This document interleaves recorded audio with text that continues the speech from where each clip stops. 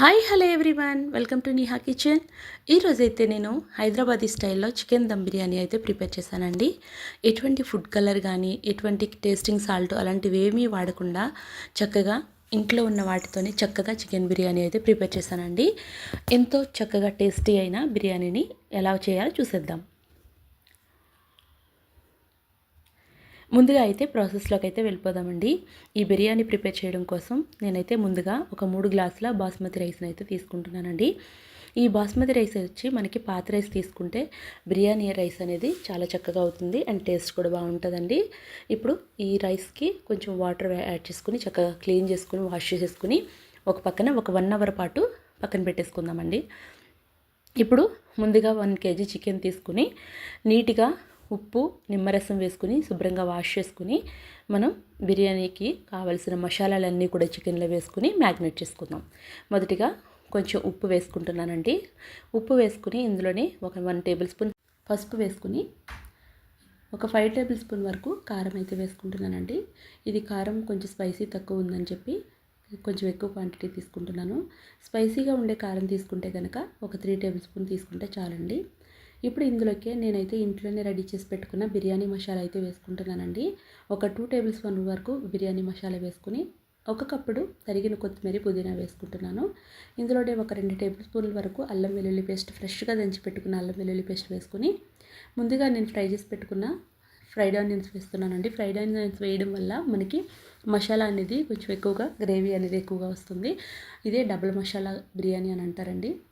ఇలా fried onions ఎక్కువ వేయడం వల్ల డబల్ మసాలా అంటారు.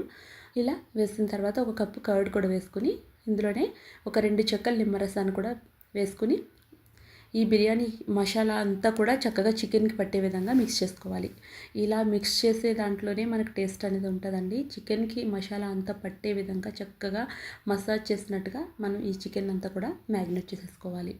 చూడండి, ఇక్కడ చూపిస్తున్న విధంగా ఇలా చక్కగా మిక్స్ చేసేసుకున్న తర్వాత మనం ఫ్రై చేసి పెట్టుకున్న ఆయిల్ ఉంటుంది కదండి, ఆనియన్స్ ఫ్రై చేసుకున్న ఆయిల్, ఆ ఆయిల్ని ఈ చికెన్లోకి యాడ్ చేసేసుకుని మనం అంతా ఒకసారి కలిసే విధంగా మిక్స్ చేసేసుకుని మూత పెట్టేసేసి ఒక 1 అవర్ పాటు పక్కన పెట్టేసుకోవాలి. ఇలా ఎంతసేపు పెడితే మనకి అంత బాగా చికెన్కి మసాలా పడుతుందండి. ఇప్పుడు రైస్ ప్రిపేర్ చేసుకోవడానికి మనం హోల్ మసాలాలు వాటర్లో వేసేసుకుని కొంచెం తరిగిన కొత్తిమీర పుదీనా యాడ్ చేసేసుకుని మూత పెట్టేసేసి బాయిల్ చేసేసుకుందామండి. కొంచెం ఒక 3 గ్రీన్ చిల్లీ కూడా యాడ్ చేసుకుంటున్నాను. అవి కూడా వేసుకుని మూత పెట్టేసేసి వాటర్ బాయిల్ అయ్యేంత వరకు మనం బాయిల్ చేసేసుకుందాం. ఈలోపు చికెన్ కూడా మనం మరొక స్టవ్ మీద ఒక బిర్యానీ చేసుకోవడానికి ఒక గిన్నె తీసుకుని అందులోకి ఈ చికెన్ కలిపిన మ్యాగ్నేట్ చేసుకుని ఈ చికెన్ అంతా కూడా అందులోకి వేసేసుకుని మనం ఈ చికెన్ కూడా కొంచెం సేపు ఫ్రై చేసేసుకుందాం. ఫ్రై చేసుకున్న తర్వాత బిర్యానీ దమ్ చేసుకుంటే టేస్ట్ అనేది చాలా బాగుంటుందండి. ఇలా ట్రై చేసి చూడండి.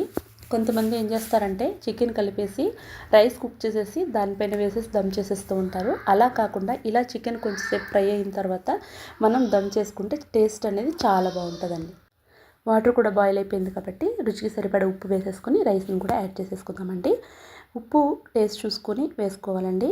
ఇలా రైస్ అంతా కూడా వేసేసుకొని ఒకసారి మిక్స్ చేసేసుకొని కొంచెం మూత పెట్టేసేసి కుక్ చేసేసుకుందాం. ఈలోపు చికెన్ కూడా ఒకసారి మనం అంతా కలిసే విధంగా ఒకసారి మిక్స్ చేసుకొని మరలా మూత పెట్టి చికెన్ అనేది వాటర్ అంతా వచ్చింది కాబట్టి అది వాటర్ అంతా ఎగిరిపోయే వరకు కొంచెం సేపు ఫ్రై చేసుకుందాం.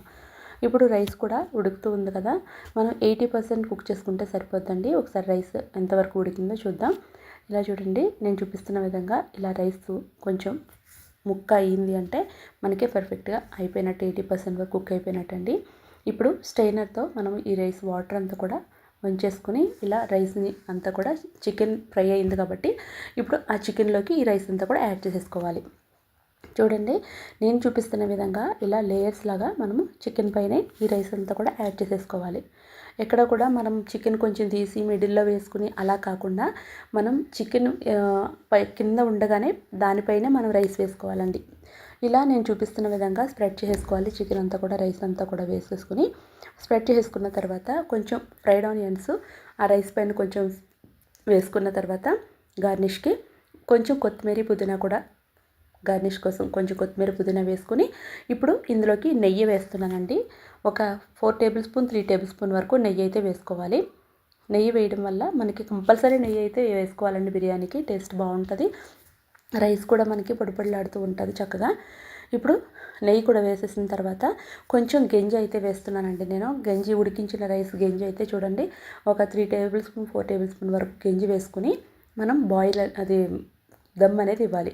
పైన నేను టిష్యూస్ని కవర్ చేస్తున్నానండి. టిష్యూస్ కాకుండా మీరు చపాతీ పిండి ముద్దను చేసుకుని దాన్ని చుట్టూ అంచులు పెట్టుకుని మూత పెట్టుకుని అయినా దమ్ చేసుకోవచ్చు. నేనైతే అలా చేయకుండా టిష్యూస్ కవర్ చేసేసి ఫుల్గా దమ్ చేస్తున్నానండి. ఇలా కూడా మీరు ట్రై చేసి చూడండి, చాలా పర్ఫెక్ట్గా వస్తుంది. ఇలా వాటర్ కొంచెం స్ప్రింకిల్ చేసుకుని ఆ టిష్యూస్ పైన మూత పెట్టేసేసి ఒక 10 మినిట్స్ పాటు సిమ్లోనే మనం దమ్ చేసేసుకుందాం. 10 మినిట్స్ తర్వాత మనం మూత చూస్తే చాలా బాగుంటుందండి.